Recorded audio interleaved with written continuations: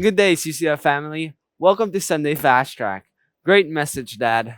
Thanks, Caleb. I'm glad that you're able to be here with me. And I'm happy that you are the king of the Upside Down Kayak Challenge. So it's a joy to be here with you today. Okay.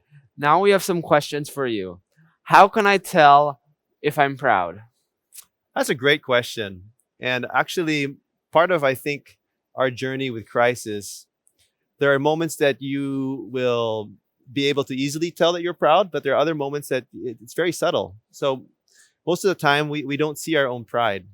And I found that depending on how you and I respond to the relationships in our life. So if there are things that are triggering your irritation, or you find yourself reacting to certain people, then you have to ask that question. Maybe it's a pride in me, and most of the time it is. Another reason how you can tell if you're proud is, how prayerful are we, or are you? If I'm not coming to the Lord in prayer, it's an admission that I think I can do it on my own. So it's my attitude towards others and my attitude towards God that many times will reveal the pride in my life. Okay, next question. Is it valid for us to blame Satan as a cause of some of our sins and sufferings? That's a great question. Satan is super powerful, and there are moments that he is able to tempt us more than usual. But ultimately, sin is a result of our choice, right? It's it's us in maybe the moment of weakness. We're not prepared, we're not alert, and we are tempted and we give in to sin. So yes, Satan can definitely have a part in making the temptation more heightened. But at the end of the day, there's always a way out, and we can't blame Satan.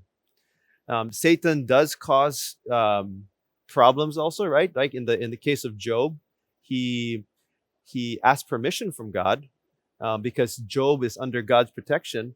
So I take comfort in knowing that if you're a God's child, um, you can't be harmed by Satan um, unless God allows it. And if God allows it, then just like Job, and just like what Pastor Irwin shared, right? He really had to consciously focus his mind on who God is and trust Him. A lot of suffering in our world is actually caused by our own choices, son. Like, we choose to sin, and that has consequences that come with it.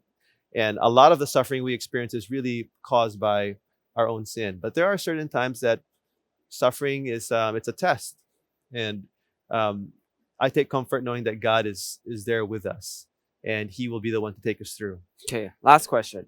How can people stand firm in their minds when there are so many problems around us?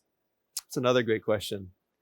I think the only way that we can stand firm in our minds is we have to be regularly connected to Christ through His Word, through prayer.